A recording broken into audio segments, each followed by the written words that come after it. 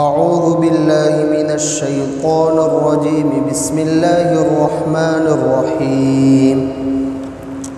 قل یا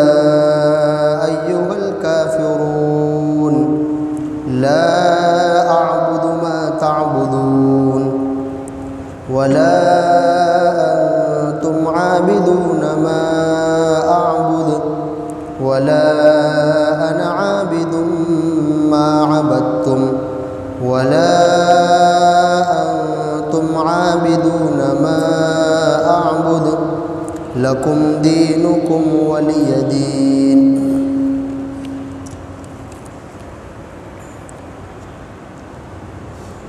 اس سے پہلے سورۃ النصر کے بارے میں کچھ وضاحت گزری، اس میں آخر میں یہ بات آئی کہ اس سورہ شریفہ میں ہمیں اس بات کی تعلیم دی جا رہی ہے کہ ہم اللہ تبارک و تعالیٰ کی ہر نعمت پر شکریہ ادا کریں۔ اس کا دنیاوی فائدہ تو یہ ہے، اللہ تبارک و تعالیٰ فرماتے ہیں لئن شکرتم لازیدنکم ولئن کفرتم ان عذابی لشدید۔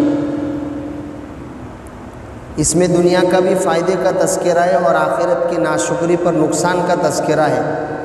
کہ اگر تم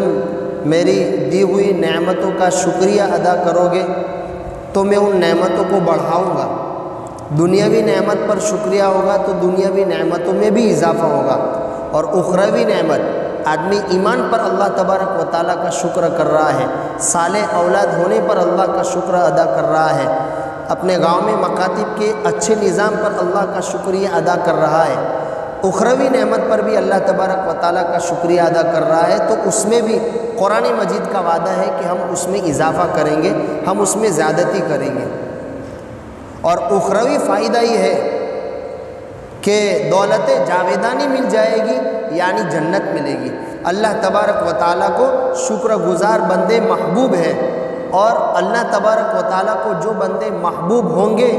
محبوب ہونے کا صلہ یہ ہے کہ اس کو کیا ملے گی؟ ہمیشہ ہمیشہ کی دولت یعنی جنت عطا ہوگی شکر کرنے پر۔ اور نعمت کی ناشکری پر اللہ تبارک و تعالیٰ فرماتے ہیں، یعنی یہ تو ہے ہی کہ وہ نعمت چھین لی جاتی ہے، اور ساتھ میں یہ ہے کہ ان عذابی لشدید،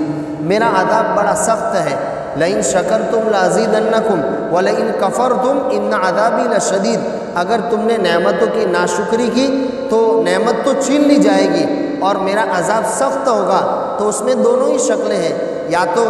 دنیا میں ہی اللہ تبارک و تعالیٰ اس کو کسی مصیبت میں گرفتار کر لے، یا آخرت میں اس کو سزا دے۔ یہ شکر ادا کرنے کا اچھا صلہ ہے، اور ناشکری کی یہ بری سزا ہے جس کو قرآن مجید نے ذکر کیا، اور مزید تفصیل تو گزشتہ اتوار کو گزر چکی تھی۔ اور آخر میں استغفار کے بارے میں کہا گیا،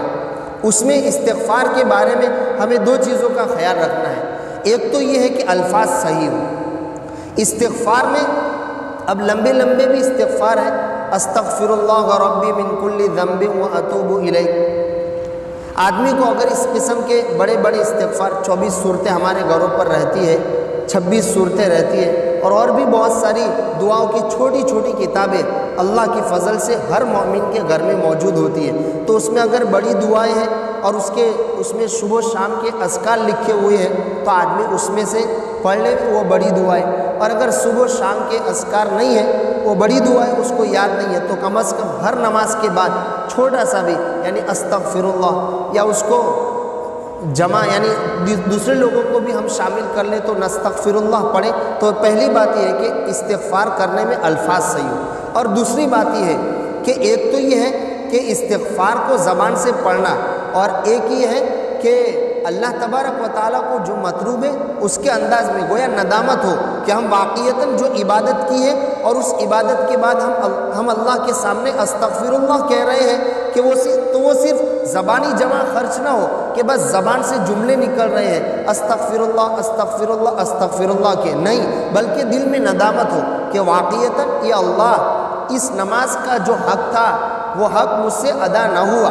میں نے قرآن مجید کی ایک پارے کی تلاوت کی، لیکن اس قرآن مجید کا جو ادب تھا اور اس کا جو حق تھا وہ مجھ سے ادا نہ ہوا۔ اور جہاں کہیں بھی آدمی استغفر اللہ پڑھ رہا ہے تو الفاظ کی تصحیح کے ساتھ ساتھ دوسرے نمبر کی چیز یہ ہے کہ آدمی ندامت کے ساتھ ان جملوں کو بولے، واقعتاً اپنی کوتاہی کا استحضار کرتے ہوئے کہ مجھ سے اس چیز کا حق ادا نہ ہوا، یہ جو نعمت اللہ تعالیٰ نے مجھے نماز کی شکل میں دی تھی، جو عبادت کا مجھے حکم دیا تھا، وہ عبادت مجھ سے کما حقہ ادا نہ ہوئی، اس ندامت کے ساتھ آدمی استغفر اللہ کے جملے پڑھے۔ یہ جو سورت پڑھی گئی اس کا نام ہے کافرون، اس کا ترجمہ ہے قل، آپ کہہ دیجئے، یا ایھا الکافرون، اے کافرو، لا اعبد ما تعبدون، میں ان چیزوں کو نہیں پوجتا جن کو تم پوجتے ہو، ولا انتم عابدون ما اعبد، اور نہ تم اس کو پوجتے ہو جس کو میں پوجتا ہوں، ولا انا عابد ما عبدتم، اور نہ میں ان کو پوجوں گا جس کو تم پوجتے ہو، ولا انتم عابدون ما اعبد، اور نہ تم اس کو پوجنے والے ہو جس کو میں پوجتا ہوں، لکم دینکم ولی دین، تمہارے لیے تمہارا مذہب ہے اور میرے لیے میرا مذہب ہے، تمہارے لیے تمہارا دین ہے اور میرے لیے میرا دین ہے۔ اس سورت کا نام کافرون ہے۔ تفسیر کی کتابوں میں اس سورت کے بہت سارے فضائل ذکر کیے گئے، اس کی خصوصیتیں ذکر کی گئی، جیسے حضرت عائشہ صدیقہ رضی اللہ تعالی عنہا ارشاد فرماتی ہے کہ اللہ کے رسول صلی اللہ علیہ وسلم نے ارشاد فرمایا، فجر کی سنتوں میں 2 رکعت سنتوں میں پڑھنے کے لیے قل یا ایھا الکافرون اور قل هو اللہ احد، جس کو سورہ اخلاص کہتے ہیں، اس سے بہتر کوئی صورتیں نہیں ہیں۔ لہذا ان دونوں صورتوں کو فجر کی پہلے کی جو سنتیں ہیں 2 رکعت سنتیں، اس میں ان دونوں صورتوں کو پڑھنے کا اہتمام کرنا چاہیے۔ اسی طریقے سے دوسری فضیلت تفسیر کی کتابوں میں لکھی ہوئی ہے، بہت سارے صحابہ کرام نے اس روایت کو نقل کیا۔ عبداللہ ابن عمر کہتے ہیں کہ میں نے 25 مرتبہ سے زائد یا 1 مہینے میں نے مسلسل اللہ کے رسول صلی اللہ علیہ وسلم کو مغرب کے بعد کی 2 رکعت سنتیں اور فجر سے پہلے کی 2 رکعت سنتوں میں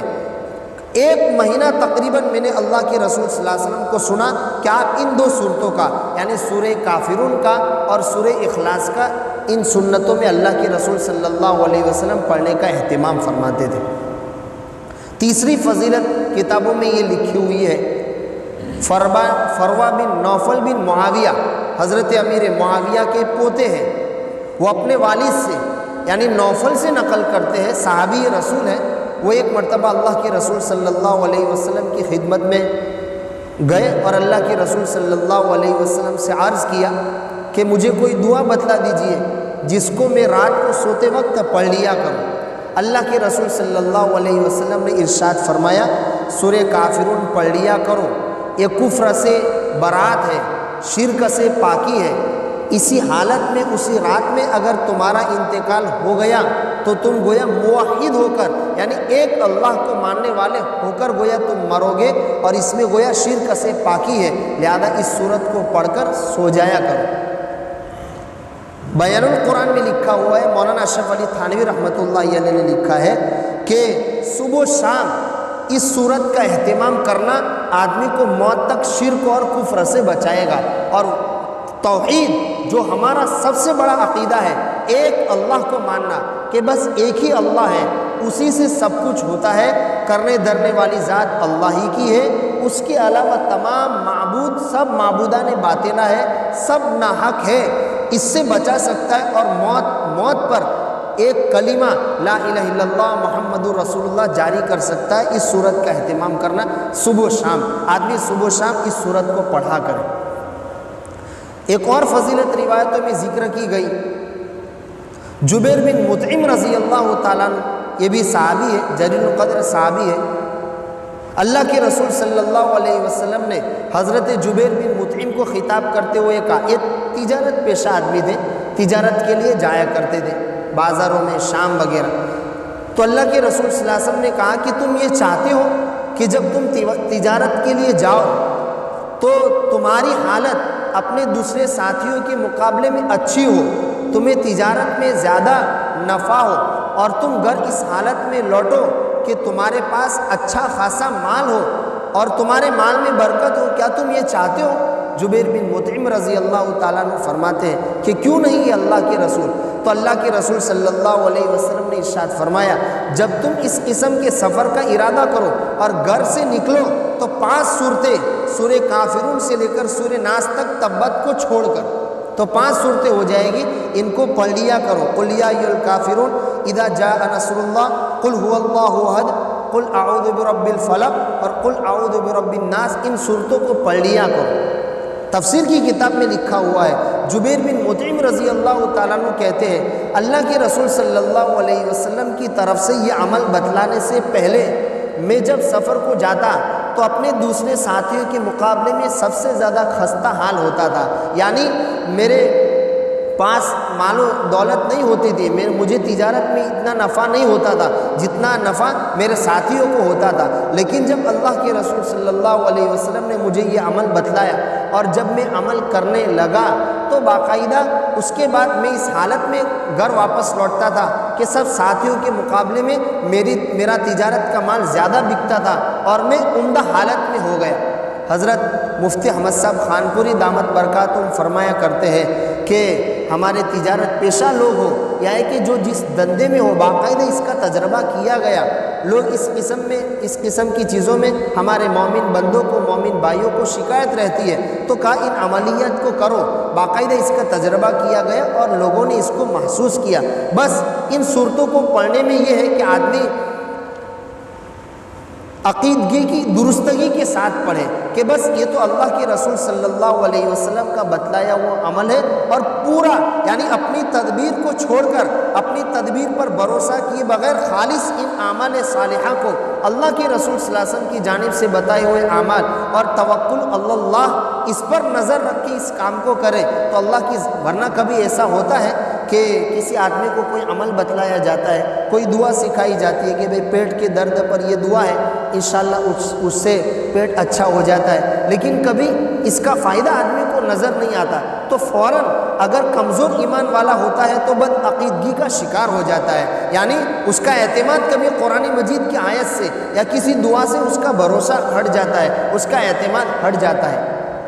ہمارے یہاں ندوۃ العلماء لکھنؤ ہمارا اپنا بہت بڑا ادارہ ہے، وہاں کے شیخ الحدیث تشریف لائے تھے، تو روایتوں میں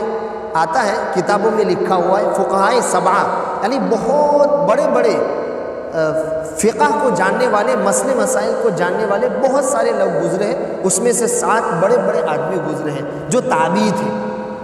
ان کے ناموں کی یہ فضیلت بیان کی گئی ہے کہ ان 7 ناموں کو پرچی پر لکھ کر جب کسی اناج کی بوری میں رکھ دیا جائے تو اناج سڑتا نہیں ہے۔ اناج کیا نہیں ہوتا ہے؟ سڑتا نہیں، اور یہ تجربے کی چیز ہے۔ لیکن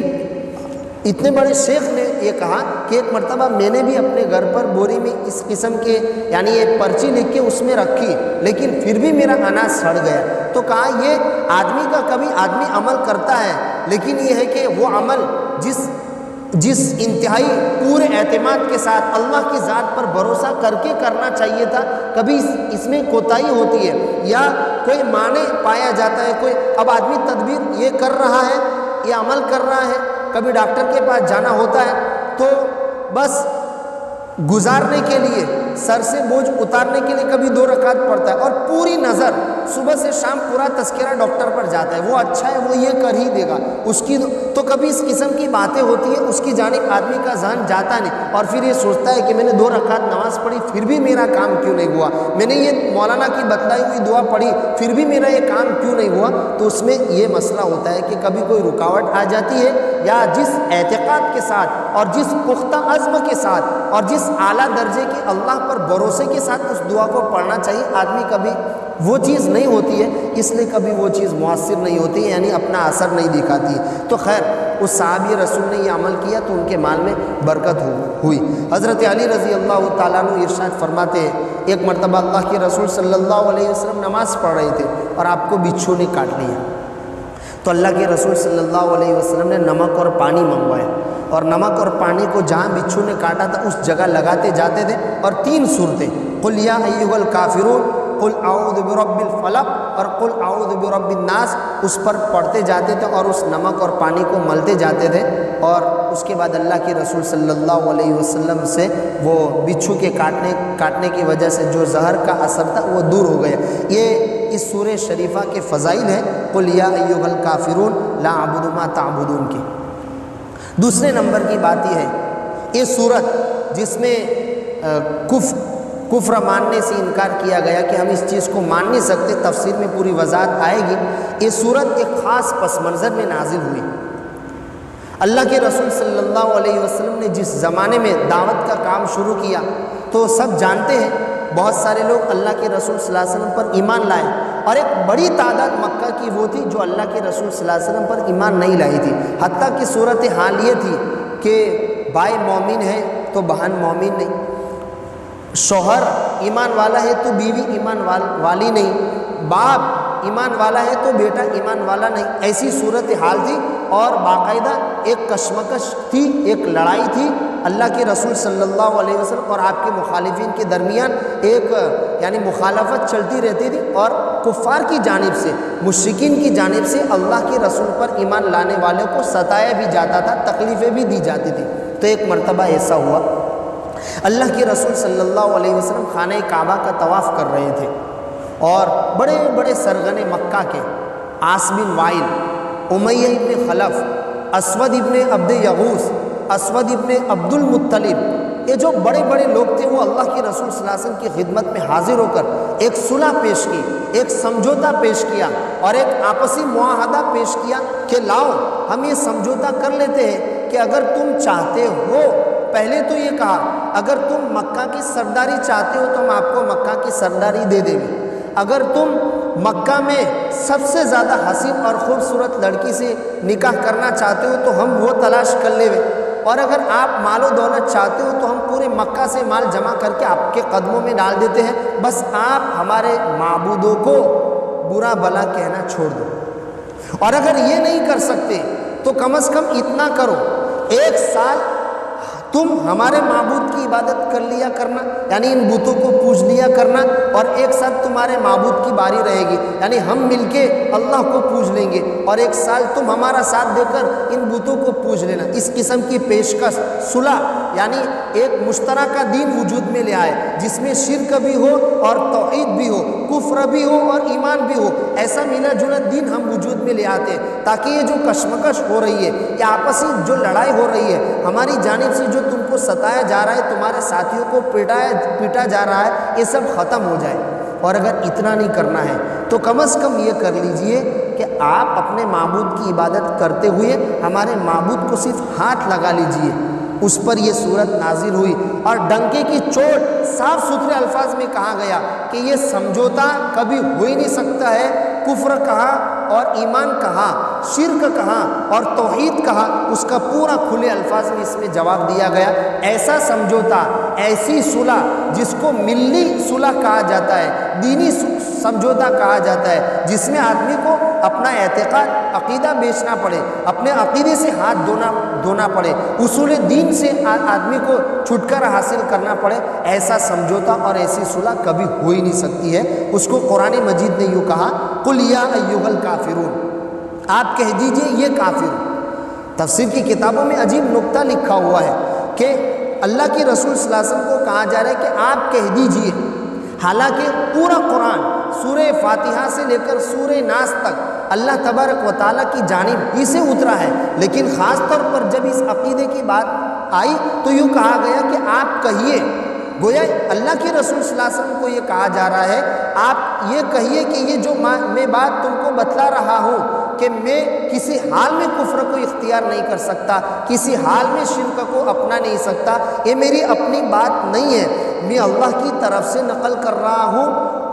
حقیقی معبود کی جانب سے نقل کر رہا ہوں، میرے پاس جس اللہ کی وحی آتی ہے، جس نے آسمان و زمین کو پیدا کیا، اس کی جانب سے نقل کر رہا ہوں، لہذا اس بات میں کوئی شک و شبہ نہیں ہے، اس لیے تم کھلی گمراہی میں مبتلا ہو، کھلے ظلم میں ہو۔ میں حکیم ہوں، میں طبیب ہوں، اور تم میں کہا گیا یا ایھا القوم نہیں کہا، بلکہ یا ایھا الکافرون کہہ کر نشاندہی کر دی، تم میں کفر کا مرض ہے، اور اس مرض میں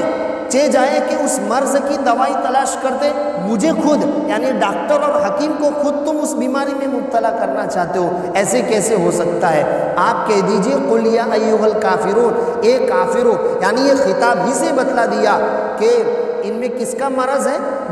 بیماری کس کی ہے؟ کفر کی بیماری ہے، شرک کی بیماری ہے، اور میں طبیب ہوں۔ ڈاکٹر اور معالج جو ہوتا ہے، جو علاج کرنے والا ہوتا ہے، وہ سامنے والے کا دکھ صاف ستھرے طور پر بتلا دیتا ہے، چاہے اس کو وہ دکھ بتلانے سے کہ آپ کو کینسر کی بیماری ہے، اب وہ چونک جائے گا، ارے بتلائے گا تو اس کا علاج فوری طور پر جاری ہوگا، اگر بتلائے گا نہیں، اب 5-6 سال کے بعد جب وہ دکھ بہت زیادہ ہو گیا، جب وہ مرض بڑھ گیا، اب وہ ڈاکٹر بول رہا ہے کہ یہ تو مجھے 5 سال پہلے ہی معلوم تھا، لیکن آج میں آپ کو بتلا رہا ہوں تاکہ تکلیف نہ ہو، تو کوئی اس کو طبیب حاذق کہے گا؟ کوئی اس کو مہربان اور مشفق ڈاکٹر کہے گا؟ کوئی نہیں کہے گا۔ تو میں تو اس ڈاکٹر سے بھی بڑا مہربان ہوں، میں خطاب ہی میں کہہ رہا ہوں کہ تم میں کفر کا مرض ہے، کفر کی بیماری ہے، اس بیماری سے اپنے آپ کو پاک کرو، تو پاک اس کا علاج تلاش کرنا چاہیے، چہ جائے کہ تم میرے سامنے یہ فارمولہ پیش کر رہے ہو، میرے سامنے یہ سمجھوتا رکھ رہے ہو، میرے سامنے یہ صلح رکھ رہے ہو کہ لاؤ 1 سال ہم تمہارے معبود کی عبادت کر لیں اور 1 سال ہم اپنے معبود کی عبادت کر لیں، ایسا ہو ہی نہیں سکتا ہے۔ قل یا ایھا الکافرون لا اعبد ما تعبدون، میں اس چیز کی عبادت نہیں کرتا جس کی تم عبادت کرتے ہو، میں ایک اللہ کی عبادت کر رہا ہوں، اور تم ان 360 کعبۃ اللہ میں رکھے ہوئے معبودان باطلہ کو پوجتے ہو، تو گویا تمہارا معبود یہ معبودان باطلہ ہے، اور میرا معبود یہ معبود برحق ایک اللہ ہے۔ ولا انتم عابدون ما اعبد، اور تم بھی عبادت نہیں کرتے جس کی میں عبادت کرتا ہوں، یعنی ایسا ہو ہی نہیں سکتا کہ جب تک تم شرک پر ہو اور موحد کہلاؤ، یعنی ایک اللہ کو بھی ماننے والے کہلاؤ، ایسا نہیں ہو سکتا، اور جب تک میں ایک اللہ کو ماننے والا ہوں، ایک اللہ کے لیے سب کچھ کر رہا ہوں اور ان معبودان باطلہ کا انکار کر رہا ہوں، تب تک میں تمہارے معبود کی عبادت کرنے والا یعنی شرک کرنے والا نہیں کہلا سکتا۔ اسی جملے کو دوبارہ بھی ذکر کیا گیا۔ اب یہی جملہ دوبارہ اس لیے ذکر کیا گیا، تفسیر کی کتابوں میں بہت سارے اقوال لکھے ہوئے ہیں، لیکن آسان یہ ہے، اس قسم کی پیشکش اور اس قسم کے سمجھوتے اور اس قسم کی صلح کفار کی جانب سے بار بار آپ کو پیش کی جاتی تھی کہ لاؤ 1 سال ہم تمہارے معبود کی عبادت کر لیں اور 1 سال تم ہمارے معبود کی عبادت کر لینا۔ تو جب بار بار ان کی جانب سے یہ مطالبہ پیش کیا جاتا تھا تو اللہ تبارک و تعالیٰ کی جانب سے تاکید کے ساتھ 2 مرتبہ کہا گیا اور 2 مرتبہ اس آیت کو دہرایا گیا، لا اعبد ما تعبدون، میں عبادت نہیں کرتا اس کی جس کی تم عبادت کرتے ہو، اور نہ تم عبادت کرتے ہو اس کی جس کی میں عبادت کرتا ہوں، ولا انا عابد ما عبدتم، اور نہ میں عبادت کرتا ہوں اس کی جس کی تم عبادت کرتے ہو، اور نہ تم عبادت کرتے ہو اس کی جس کی میں عبادت کرتا ہوں، لکم دینکم، تمہارے لیے تمہارا بدلہ ہے اور میرے لیے میرا بدلہ ہے۔ مزید انشاءاللہ آئندہ۔ سبحان اللہ۔